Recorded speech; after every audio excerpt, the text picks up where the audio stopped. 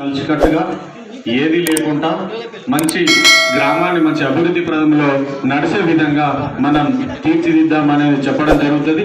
అందరూ కూడా మనకు ఆఫీసర్ అనేది ఉంటుంది కాబట్టి అన్ని శాఖలలో వస్తే మనకు రేపు ఏమయ్యేది ఉంటుంది అనేది తెలుసు కాబట్టి ఆ చెల్లి వచ్చింది పాపం పింఛన్ రాలేదని, కానీ ఇలా ఆమె ఏం చేస్తారు తెలుసా, అందరికీ తీసుకుపోయి చెప్తుంది ఏంటిది పింఛన్ 2.5 సంవత్సరాల నుంచి ఎవరికి వస్తలేదు, ఏది కరోనా అది చేయబట్ట అని చెప్తుంది. అందుకే కంపల్సరీ ఎన్నో ఆఫీసుల చుట్టూ తిరుగుతూ ఉన్నారు కాబట్టి మనం ప్రతి ఆఫీసర్ వచ్చి ఇక్కడ కనుక గ్రామ సభల 2 నెలలకు ఒకసారి తెలిస్తే ఇలాంటి పరిస్థితి అంటే ఈ సమస్య ఇక్కడ ఉన్నది, ఇక్కడ ప్రాబ్లం ఉన్నది, ఇక్కడ పోయి కలితే అనేది అర్థమవుతుంది. ప్రతి ఒక్కరికి కూడా మాదేపూర్ గ్రామంలో ఏ స్కీమ్ ఎలా ఉంది, ఎలా ఉంటుంది, మనం ఎక్కడికి పోతే పని అవుతుంది అనేది అది తెలుసుకునే విధంగా గ్రామ సభ మనం చెప్పాలి. చెప్తే ఏ సమస్య ఉన్నా కూడా మనం గ్రామ సభల్ని పరిష్కారం అయ్యే విధంగా చూడాలనేది ఆశిస్తూ ఉన్నాం. అలాగే గౌరవ ఎంపీపీ గారు వారి యొక్క అమూల్యమైన సందేశాన్ని ఇవ్వాల్సిందిగా కోరడం జరుగుతుంది.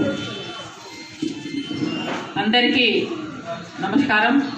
ఈనాటి మహాదేవ్పూర్ గ్రామ పంచాయతీ గ్రామ సభకు సభాధ్యక్షత వహిస్తున్న సోదరుడు శ్రీపతి బాబు గారికి, ఎంపీటీసీ చల్లా రమణ గారికి, ఉప సర్పంచ్ సల్మాన్ గారికి మరియు గౌరవ వార్డు సభ్యులకి, వచ్చిన గ్రామ ప్రజలకు, పుర ప్రముఖులకు, అధికారులకు, అంగన్వాడీ టీచర్లకు, పంచాయతీ కార్యదర్శి గారికి, గ్రామ పంచాయతీ సిబ్బందికి మరియు సఫాయి సిబ్బందికి కూడా నమస్కారాలు తెలియజేసుకుంటా ఉన్నాను. ఇవాళ గ్రామ సభలో చాలా సమస్యలు చాలా ముఖ్యమైనవి మాట్లాడడం జరిగింది. ప్రజలు వాటిలో కొన్నిటికి నేను కూడా సమాధానం చెప్తా. చాలా ముఖ్యమైన విషయాలను కోరుకున్నారు. ఫస్ట్ అర్జనవాడ అంగన్వాడీ సెంటర్ గురించి. వారికి అంగన్వాడీ సెంటర్ లేదు. గతంలో ఉన్న అర్జనవాడ స్కూల్ బిల్డింగ్ పాడుబడిపోయింది, దాన్ని పరిశీలించడం జరిగిందని చెప్పి బాపన్న గారు నాకు చెప్పిండ్రు. అయితే చాలాసార్లు వాళ్ళ డిపార్ట్మెంట్ వాళ్ళ సిడిపిఓ గారికి నేను ఎన్నో మార్లు కోరుకున్నా, అమ్మ మండలంలో కానీ మహాదేవ్పూర్ గ్రామంలో కానీ ఎక్కడైనా మీ అంగన్వాడీ సమస్యలు ఉంటే, బిల్డింగ్ పరంగా కానీ టీచర్ల పరంగా కానీ ఇంకేదైనా సిబ్బంది పరంగా సమస్య ఉంటే మా దృష్టికి తీసుకురండి, తక్షణమే వాటిని మేము బాగు చేయడానికి పూనుకుంటాము, చర్యలు కూడా తీసుకుంటామని చెప్పడం జరిగింది. కానీ వాళ్ళ సిడిపో గారు చాలా నిర్లక్ష్యంగా ఉంటారు. మొన్న ఈ మధ్యలోనే సర్పంచ్ గారిని తీసుకొని చూసిందట, ఇప్పటివరకు నా దగ్గరికి ఆ విషయాన్ని తీసుకొని రాలేదు. ఎందుకంటే మాకిచ్చే షాండ్ సీనరేజీ నిధులలో స్త్రీ శిశు సంక్షేమకు ఖర్చు పెట్టడానికి మాకు కొంత ఫండ్ ఉంటుంది, కొంత పర్సంటేజీ ఉంటుంది. దాంట్లో భాగంగానే ఏ ఊర్లో అయినా ఎక్కడైనా పిల్లలకు కానీ మహిళల కోసం కానివ్వండి మేము ఖర్చు చేయడానికి వెనుకాడబోము. ఖచ్చితంగా మాకు నిధులు ఉన్నాయి. ఆ బిల్డింగ్కి సర్పంచ్ బాపన్న ఇప్పుడు చెప్పిండు, నేను కూడా ఈ సభాముఖంగా అనౌన్స్ చేస్తూ ఉన్నా. ఖచ్చితంగా దానికి రిపేర్లు అవసరం పడతాయా, ఏ అవసరం పడ్డా దాన్ని బాగు చేసి వాళ్ళకి అప్పచెప్పడానికి నేను కృషి చేస్తానని చెప్పి తెలియజేసుకుంటా ఉన్నా. అలాగే సుశీల గారు చెప్పారు తెలుగువాడ గురించి, దానికి కూడా ఏమన్నా గ్రామ పంచాయతీ లెవెల్లో రిపేర్లు ఉంటే వారు చేయించిన మంచిదే, లేదంటే నాకు కూడా ఒక రిటర్న్లో ఒక అప్లికేషన్ రూపంగా ఇస్తే నేను కూడా అది చేయించడానికి ముందుంటా. రెండో విషయము, శ్రీశైలం గారు విఓఏ, సిఏ కాదు, సిఏ అనకూడదు, విఓఏ కాబట్టి వారు మాట్లాడడం జరిగింది. దాని పట్ల లింగాల రామన్న గారు కొన్ని విషయాలు అడిగిండ్రు. నాకున్న అవగాహన పరంగా నేను చెప్తా.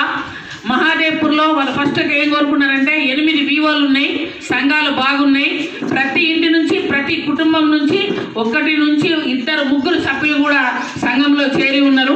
కాబట్టి సంఘాలు బాగా నడుస్తూ ఉన్నాయి, మంచిగా నడుస్తాయి. ఎందుకంటే మనకు డిఫాల్ట్ సంఘాలు అనేవి మహాదేవ్పూర్ లోకల్లో దాదాపుగా లేవు, అన్నీ కూడా పర్ఫెక్ట్ సంఘాలు నడుస్తూ ఉన్నాయి. కానీ మాకు సమావేశాలు పెట్టుకోవడానికి వివో బిల్డింగ్స్ లేవు అని అన్నారు. మహాదేవ్పూర్ ఇంత పెద్ద గ్రామ పంచాయతీలో 8 వివోలకు 8 బిల్డింగ్లు సాధ్యం కాదు. ఎందుకంటే మనకు స్థలం విషయంలో చాలా ఇబ్బంది. కాబట్టి సర్పంచ్ గారు, నేను, మీరు అందరం కూర్చొని ఒకరోజు ఒక తీర్మానం చేసుకుందాం. 8 వివోలకు కలిసి ఒక 2 గుంటల స్థలాన్ని ఇస్తే ఆ బిల్డింగ్ కట్టేయడానికి నేను ముందుంటా.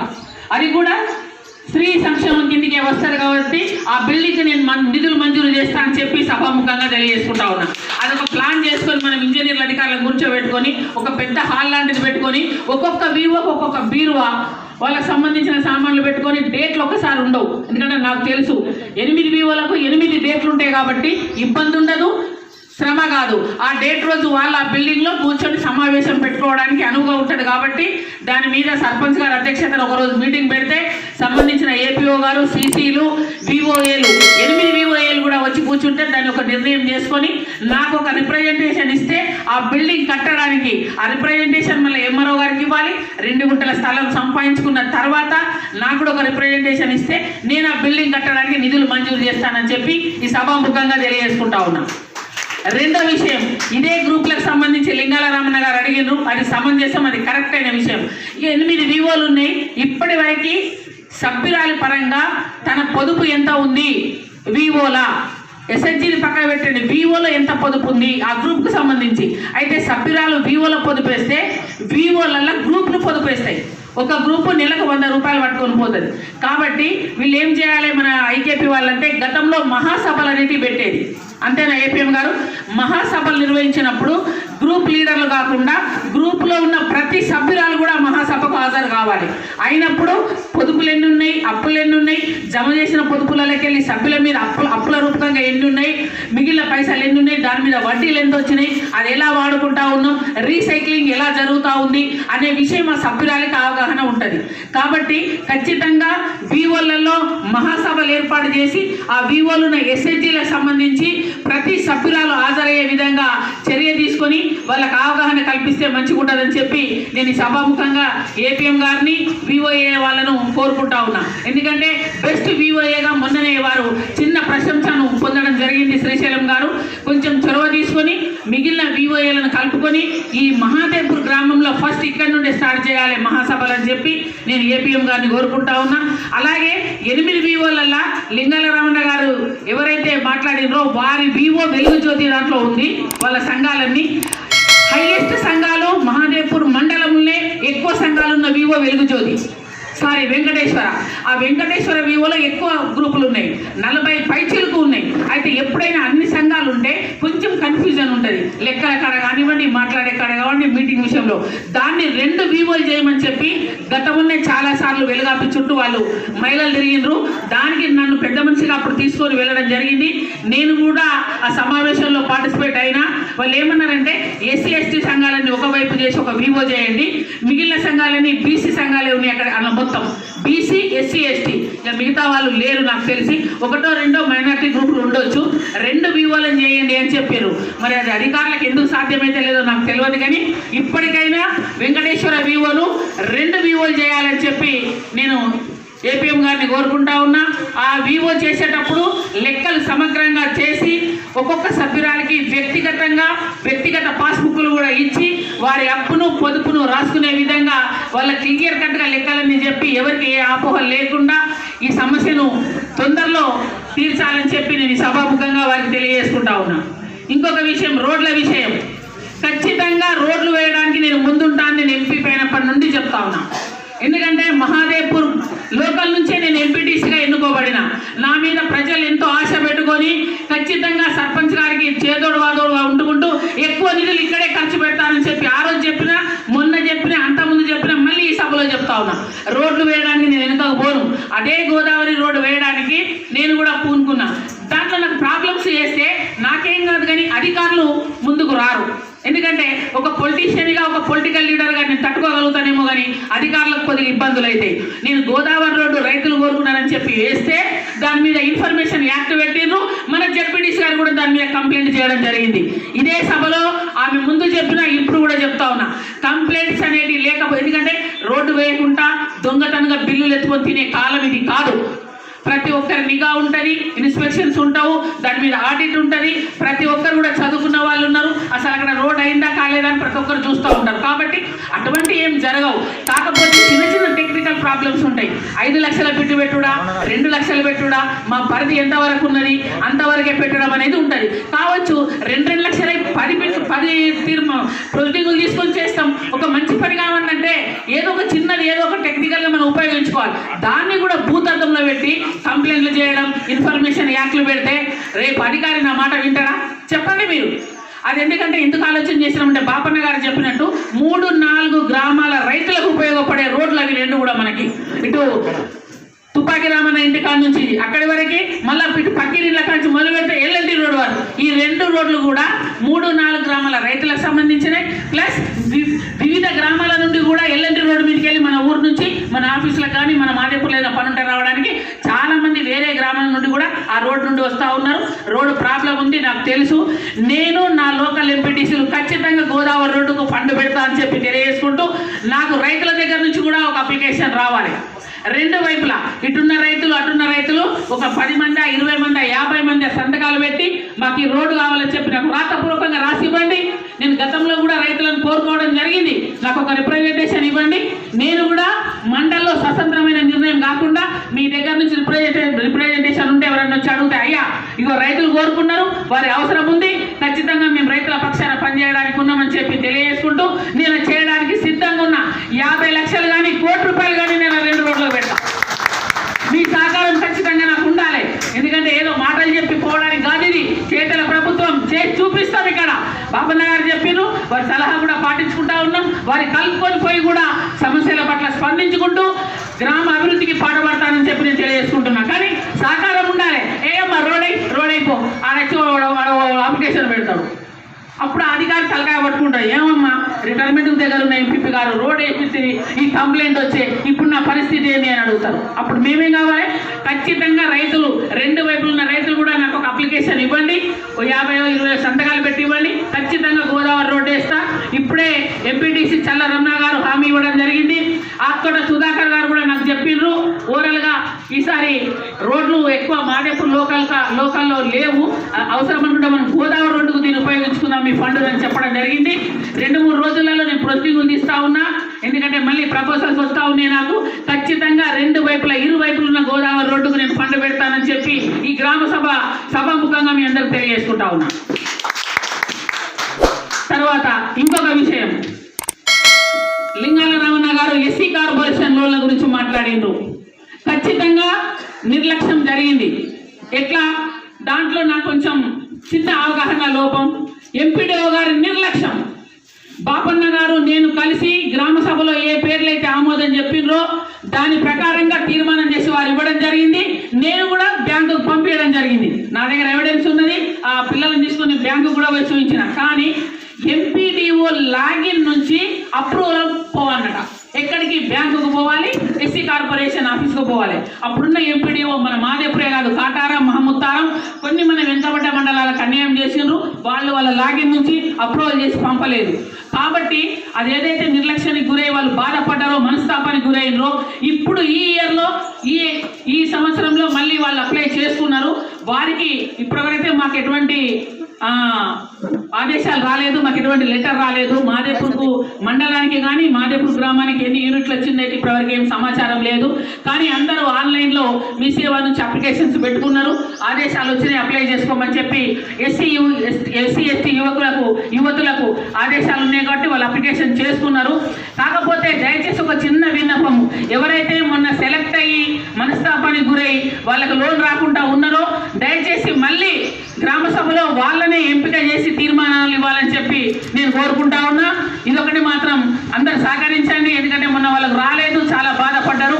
మీరందరూ సప్పట్ల ద్వారా ఆమోదం తెలియజేస్తే సర్పంచ్ గారు మళ్ళీ వాళ్లకు ఏదైనా సంబంధించిన యూనిట్కి వాళ్ళని ఎంపిక చేయడం జరుగుతుందని చెప్పి తెలియజేసుకుంటున్నా. ఈసారి ఖచ్చితంగా వాళ్ళకి అన్యాయం జరగకుండా ఏ తీర్మానాలు గ్రామ పంచాయతీ నుండి వస్తాయో మండల వారీగా నేను అక్కడ సమీక్ష జరుపుకొని అధికారులను కూర్చోబెట్టుకొని ఖచ్చితంగా వాళ్ళు లబ్ధి పొందేలాగా కృషి చేస్తానని చెప్పి తెలియజేసుకుంటా ఉన్నా. ఇంకొక విషయం, సైడ్ డ్రైన్లు కూడా గురించి అడిగినారు. ఖచ్చితంగా నా పరంగా నేను కొన్ని సైడ్ డ్రైన్లకు ఇటువైపు కడతా, బాపన్న గారు కూడా కట్టుకుంటా వస్తూ ఉన్నారు. ఏ నీళ్లు కూడా రోడ్ల మీదకి రాకుండా తగిన జాగ్రత్తలు తీసుకుంటామని చెప్పి నేను చెప్తా ఉన్నా. తర్వాత లైటింగ్ సిస్టమ్ నా ఎంపీపీ కోటా నుంచి బాపన్న గారిని అడిగిన ఇంతకుముందు గతంలో పెట్టామని వారు చెప్పడం జరిగింది, పెడతా ఉన్నా. 10-20 కాదు 50 లైట్లు పెట్టడానికైనా నేను సిద్ధంగా ఉన్నా. మహాదేపూర్ గ్రామానికి ఎస్సీ కానీ ఎస్టీ కానీ బీసీ వాడలు కానీ మన కాపుల వాడలు కానీ ఊరు చుట్టూ కానీ సెంట్రల్ లైటింగ్ కానీ ఎన్ని లైట్లు పెట్టడానికైనా నేను సిద్ధంగా ఉన్నా. ఖచ్చితంగా సాయంత్రం అయిందంటే మహాదేవ్పూర్ బేదీప్యమాన్యంగా ఒక దీపంలాగా వెలగాలి, ఆ వెలుతురంతా మనకు ఉండాలని చెప్పి నేను కోరుకుంటూ ఎన్ని లైట్లు చెప్పినా కూడా పెట్టడానికి నేను సిద్ధంగా ఉన్నా అని చెప్పి సభాముఖంగా తెలియజేసుకుంటా ఉన్నా. కొన్ని పెట్టుకుంటా వస్తా ఉన్నా. దాదాపు 17-18 పోల్స్ ఇప్పటికే పెట్టడం జరిగింది. పోలీస్ స్టేషన్ దగ్గర పెట్టినా, అటు తెనుగువాడలో పెట్టేసినా, ఇంకా కొన్ని ఇటు పెట్టేసినా, ఎంపీటీసీలు బాపన్న గారి సహకారం తీసుకొని, సర్పంచ్ గారి సహకారం తీసుకొని, ఎంపీటీసీలను అడుక్కుంటూ వారి ఆమోదం తీసుకొని ఎక్కడెక్కడైతే వాళ్ళు పెట్టమన్న ప్రపోజల్ పెడతా ఉన్నారో అక్కడక్కడ పెడతా ఉన్నా. ఇంకా కూడా ఇంకో 20 కావాలన్నా 30 కావాలన్నా బాపన్న గారి సర్పంచ్ గారిని అడిగి వార్డు సభ్యుల సలహాలు కూడా తీసుకొని ఖచ్చితంగా లైట్లు ఏర్పాటు చేస్తానని చెప్పి ఈ సభాముఖంగా తెలియజేసుకుంటా ఉన్నా. అలాగే ఇంకొక చిన్న విన్నపం ఏంటంటే, చాలా మంది గతంలో కొత్తగా శ్రీపతి బాపన్న గారు నేను ఎంపికైన కొత్తలో గ్రామ సభలకి అధికారులు రావడం జరిగింది, కానీ ఈ మధ్య కాలంలో అధికారులు రావడం లేదు. మరి ఎందుకో ఇన్ఫర్మేషన్ లోపమా, వాళ్ళకి ఏమైనా పనులు ఉండి రాకపోతారో తెలియదు, కానీ ఖచ్చితంగా గ్రామ సభలో గ్రామస్తులకి ప్రతి డిపార్ట్మెంట్ నుండి వాళ్ళు అడిగే ప్రశ్నలకి ఆ అధికారి సమాధానం చెప్పిన తర్వాతనే మేము మాట్లాడాలి. ఇది ఆనవాయితీ. మరి దీంట్లో పంచాయతీ సెక్రటరీ గారు గ్రామ సభ ఉన్నదని వారికి తెలియజేస్తారా లేదా నాకు తెలియదు, కానీ ప్రతి డిపార్ట్మెంట్ హెల్త్ సంబంధి కానీ గ్రామానికి కూడా ఒక పోలీసింగ్, ఫ్రెండ్లీ పోలీసింగ్ ఉంటుంది. ఆ గ్రామానికి సంబంధించిన పోలీస్ అధికారి, ఫారెస్ట్ అధికారి, తర్వాత ఆరోగ్యపరంగా, తర్వాత వెటర్నరీ, తర్వాత అంగన్వాడీ, ప్రతి డిపార్ట్మెంట్ అధికారి ఇక్కడ సంబంధించిన వాళ్ళు ఇక్కడ ఉండాలి. వారు సమాధానం చెప్పాలి. ఎందుకంటే కొన్ని విషయాలు అంగన్వాడీ టీచర్లు ఇక్కడ చెప్పలేకపోతారు. వాళ్ళ సూపర్వైజర్, వాళ్ళ సిడిపో రావాలి, మనకు చెప్పాలి. గర్భిణీ స్త్రీలు ఎంతమంది ఉన్నారు, ఈ నెలలో ఎంత రేషన్ ఇచ్చినాం, ఎన్ని కోడిగుడ్లు ఇచ్చినాం, ఎన్ని పాలు పోస్తున్నాం, ఏ సెంటర్లో ఎంతమంది పిల్లలు వస్తూ ఉన్నారు, ఎంతమంది ఫుడ్ ఇస్తూ ఉన్నారు, ఎంతమంది గర్భిణీ స్త్రీలకు ఆరోగ్యపరమైన సూత్రాలు చెప్పిర్రు, ఎంతమందికి టీకాలు ఇచ్చిండ్రు, ఎంతమందికి టీటీ ఇంజక్షన్లు పడ్డాయి, వాళ్ళకి సరైన ఆహార పోషణ అందుతుందా లేదా, ఈ సంబంధించిన విషయాలన్నీ చెప్పాలంటే ఆ అధికారి ఇక్కడ ఖచ్చితంగా మనకు ఉండాల్సిందే. మనకి ఇక్కడ దాదాపు 8 అంగన్వాడీ సెంటర్లు ఉన్నాయని నేను అనుకుంటా ఉన్నా. 8 అంగన్వాడీ టీచర్లు ఉండాలి, దానికి సంబంధించిన అధికారి కూడా ఉండాలి. ఒకవేళ సిడిపిఓ గారికి 4-3 మండలాలు ఉంటాయి కాబట్టి సూపర్వైజర్ అయినా మనకు అందుబాటులోకి రావాలి. ఇది ఖచ్చితంగా వాళ్ళు చెప్పాలి, వాళ్ళ బాధ్యత. మరి ఎందుకు రావడం లేదో నాకైతే అర్థమైపోతుంది. ఎలక్ట్రిసిటీకి సంబంధించిన కరెంట్ వాళ్ళు ఉండాలి, ఇక్కడ ఫారెస్ట్కి సంబంధించిన వాళ్ళు ఉండాలి. ఎందుకంటే కొంతమంది రైతులు బాధపడతారు. అమ్మ ఎడ్ల బండి పట్టుకొని కట్టెల కోసం అని పోతే ఓ ఫారెస్ట్ ఆఫీసర్ ఆపుతాడు, చౌకీదార్ ఆపుతాడు, ఏదో ఆపుతాడని చెప్పి సమస్యలు, దాని గురించి కూడా మనం మాట్లాడుకోవచ్చు. తర్వాత వెటర్నరీ డాక్టర్ ఇప్పుడే వెంకటస్వామి గారు ఏం చెప్పారు, కుక్కల గురించి మాట్లాడారు. అది మనం చెప్తే కాదు, వారు చెప్పి దాని చట్టం ఎట్లుంటుంది, దానికి ఏ విధంగా ఉంటుంది, ఏదైనా మెడిసిన్ ఇస్తే అవి బాగుపడతాయా, మెడిసిన్ మన దగ్గర అందుబాటులో ఉందా లేదా అనే విషయం కూడా మనం చెప్పాలి. వారి ద్వారా కూడా వింటే కొద్దిగా ప్రజలకు సంతృప్తికరంగా ఉంటుంది. అరే మనకు అధికారులు కూడా అందుబాటులో ఉన్నారు, మనకు సమాధానం చెప్తారు కదా అని చెప్పి. కాబట్టి దీనికి పంచాయతీ సెక్రటరీ గారిని నేను అంటా. ఎందుకంటే వారు గ్రామ సభ ఉన్నదంటే ఒక 4 రోజులు 3 రోజుల ముందైనా ఇన్ఫర్మేషన్ ఇచ్చి సంబంధించిన అధికారులను ఇక్కడ కూర్చోబెట్టుకోవాలని చెప్పి తెలియజేసుకుంటా ఉన్నా. ఇంకా ఏ సమస్యలున్నా మహాదేవ్పూర్ గ్రామానికి సంబంధించి ఒకటి కాదు, తాగునీటి సమస్య కానివ్వండి, ఎలక్ట్రిసిటీ సంబంధించిన కానీ, రోడ్లు కానివ్వండి, సైడ్ డ్రైన్స్ కానివ్వండి, అంగన్వాడీ కానివ్వండి, మహిళా గ్రూపుల విషయమే కానివ్వండి, తర్వాత ఆరోగ్యపరమైన విషయాలే కానివ్వండి, ఏది ఉన్నా ఏ సమస్య ఉన్నా గ్రామ పంచాయతీ సర్పంచ్ నుండి ఎంపీపీగా, లోకల్ ఎంపీటీసీ ఎంపీపీగా నేనున్నా, సర్పంచ్ బాపన్న ద్వారా నాకు కూడా డైరెక్ట్గా, వారి ద్వారా కొన్ని డైరెక్ట్గా నాకు చెప్తే కూడా ఈ గ్రామానికి సంబంధించి ప్రజల పట్ల, రైతుల విషయంలో కానివ్వండి, ప్రజల పక్షాన ఏ సమస్య ఉన్నా ఎల్లవేళలా ఎప్పుడు రాత్రి పగలు మీకోసం పనిచేయడానికి నేనున్నా అని చెప్పి గర్వంగా చెప్పుకుంటా ఉన్నా ఈ గ్రామ సభ పక్షాన. ఖచ్చితంగా సర్పంచ్ గారి సహకారం తీసుకుంటా. లోకల్లో బాపన్న గారు నాకు ఒక తమ్ముళ్లాగా ఏ సలహా ఉన్నా వారిని అడిగి పని చేయడానికి నేను ముందుంటా అని చెప్పి మరొక మారి గ్రామ సభ తరఫున తెలియజేసుకుంటా ఉన్నా. నాకు కూడా పైన మంచి సహకారం ఉంది. మన పెద్దపల్లి జిల్లా పరిషత్ చైర్మన్ పుట్టమదన్న గారి సహకారము, అలాగే భూపాలపల్లి జిల్లా పరిషత్ చైర్మన్ చక్కు శ్రీహర్షిని గారి సహకారం ఉంది. వారి నాతోని కాని పనులుంటే ఇద్దరు చైర్మన్ల సహకారం తీసుకొని కూడా మన గ్రామ అభివృద్ధికి పాటుపడతానని చెప్పి ఈ సభాముఖంగా తెలియజేసుకుంటూ ఈ అవకాశం నాకు ఇచ్చిన గౌరవ వార్డు సభ్యులు మరియు గ్రామ సర్పంచ్ బాపన్న గారికి ధన్యవాదాలు, కృతజ్ఞతలు తెలియజేసుకుంటా ఉన్నా. జై తెలంగాణ. అనేది ఉన్నది. ఎవరు కూడా ఏ సమస్య ఉన్నా కూడా ఇక్కడనే పరిష్కారం అయింది. నెక్స్ట్ 2 నెలలకు మళ్ళీ గ్రామ సభ పెడతాం. తప్పకుండా అందరు అధికారులు వచ్చే విధంగా ఉండాలి. దానికి అందరు సెల్ ఫోన్ నెంబర్ రాసుకో. వాళ్ళకు కూడా ఇచ్చినవా? ఓకే, అన్ని ఆఫీసులలో ఇచ్చినాం. ఒకవేళ రానులందరికీ కూడా ఈ గ్రామ సభలో తీర్మానం పెట్టి పోయినసారి రాలేదు, రెండోసారి రాలేదు, మీ యొక్క ఎవరైతే అధికారులు ఉంటారో వాళ్ళ కంప్లైంట్ చేస్తామనేది చెప్పడం జరుగుతుంది. 2 సార్లు 3 సార్లు రాకుంటే వారు తప్పకుండా వారిపైన గ్రామ సభ ద్వారా చర్యలు తీసుకోవడం జరుగుతుంది. కాబట్టి ప్రతి ఒక్కరు కూడా ఇక్కడ వచ్చి ఇంత ఓపికతోటి ఉన్నందుకు అందరి అధికారులకు, ఊరు పెద్దలకు, వార్డు మెంబర్లకు, అలాగే ఎంపీటీసీ గారికి, మన ఏపీఎం గారికి, అలాగే ఈఓ గారికి, అందరికీ, పూర్వ ప్రముఖులకు, మన ఉప సర్పంచ్, అలాగే కార్యదర్శి అందరికీ, టీఎస్సీఎస్ డైరెక్టర్లకు, అలాగే దేవస్థానం డైరెక్టర్లకు అందరికీ కూడా పేరు పేరున ధన్యవాదాలు తెలుపుతూ, పాత్రికేయ మిత్రులకు, సోషల్ మీడియాకు అందరికీ కూడా నా యొక్క హృదయపూర్వక ధన్యవాదాలు తెలుపుతూ ఈ సభ ఇంతటితో ముగియడం జరుగుతుంది. కాబట్టి అందరికీ మరొకసారి ధన్యవాదాలు తెలుపుతున్నాం. ఏ సమస్య ఉన్నా మన గ్రామ సభలో పరిష్కారం చేసుకునే విధంగా ఉందామనేది చెప్పడం జరిగి ఈ సభ ఇంతటితో ముగిస్తూ ఉన్నాం. కాబట్టి అందరికీ ధన్యవాదాలు.